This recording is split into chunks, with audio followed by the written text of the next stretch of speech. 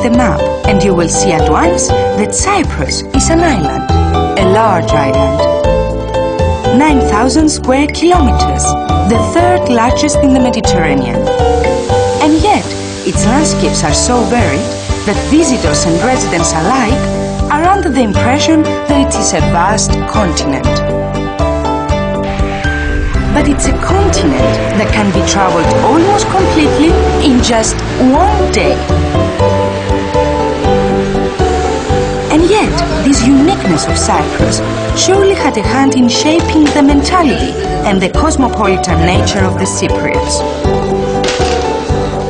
Hospitable, cheerful, restless, they are always especially delighted to be given the chance to help a foreign visitor.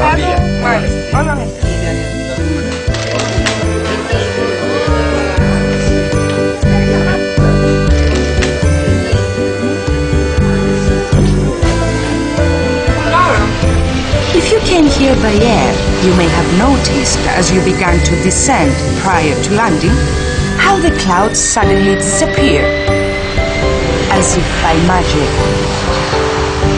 Take a look at any European TV weather forecast.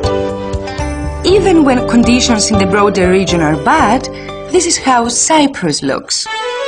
And why in summer there isn't a cloud in the sky, and the average maximum temperature is around 32 degrees Celsius, during the winter months it is around 17 degrees. This fantastic climate, the short distances to anywhere, and the varied landscape give Cyprus every reason to boast.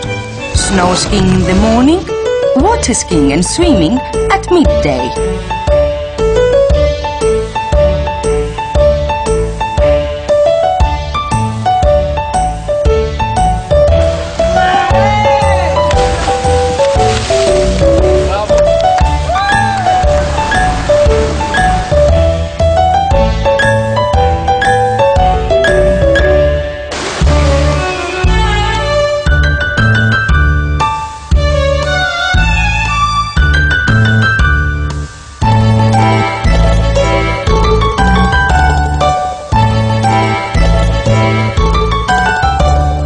Afterwards, why not try a basic Cypriot pleasure?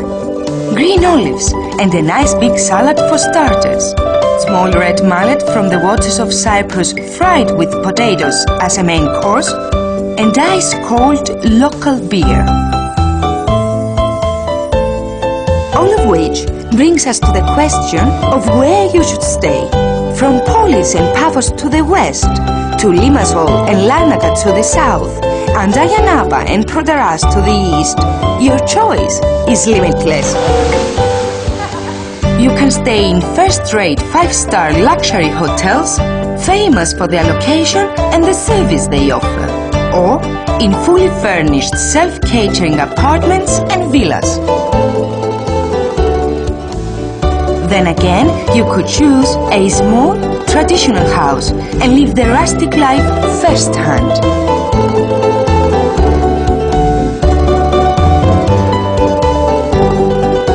Wherever you are, nature is never far away from you, providing experts and novices alike with the unique experience of discovering new species of endemic flora and fauna.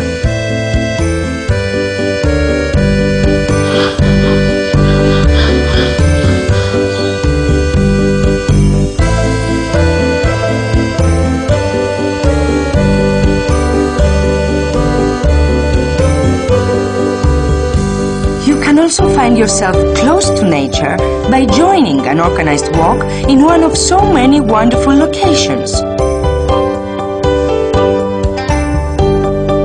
Or by seeing the island on a bicycle, with one of the excursions that never stop all the year round.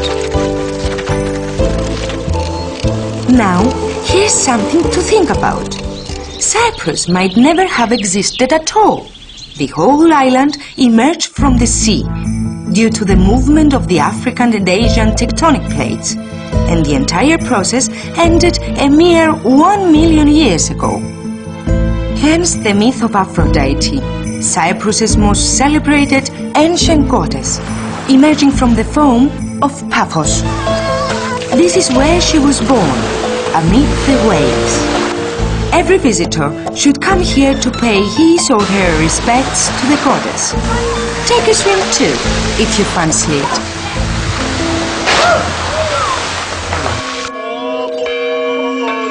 Whenever there is a drought, by no means unusual in Cyprus, the Greek Cypriots' religious devotion manifests itself in prayers for rain, led by the Archbishop as head of the church. The government, of course, cannot afford to rely on prayer alone.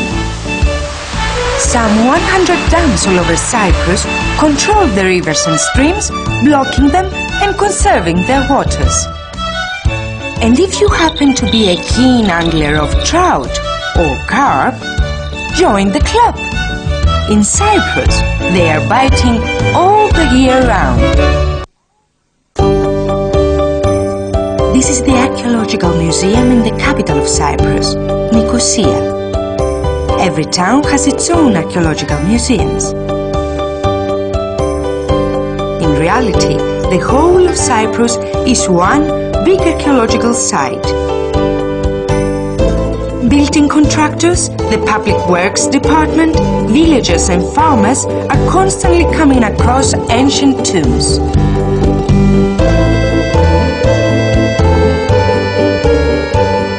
Cyprus lent its name to the Latin name for the mineral copper, cuprum.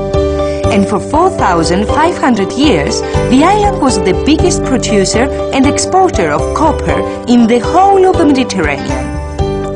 One main reason why the ancient Cypriots didn't mine every bit of it, but left a little for us, is that they had no means with which to remove water from the galleries. But they had located every single seam of copper in Cyprus.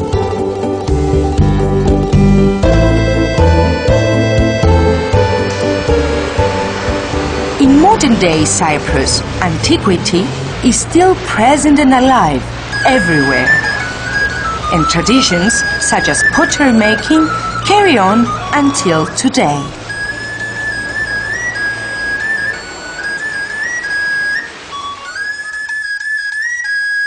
The creation of mosaics, such as these from the Roman era, which are beautifully preserved in Paphos, still goes on.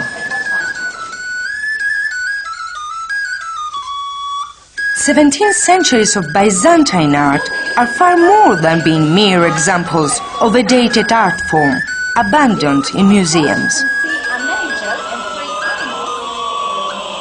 They are a vital part of daily life in 21st century Cyprus.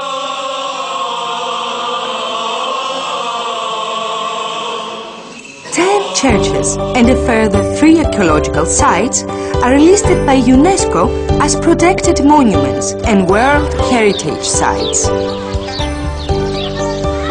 The Venetian walls of Nicosia were built in the 16th century in the place of earlier medieval fortifications. Limassol Castle is where Richard the Lionheart married Princess Berengaria of Navarre and where she was crowned Queen of England. But even more famous is Colossi Castle.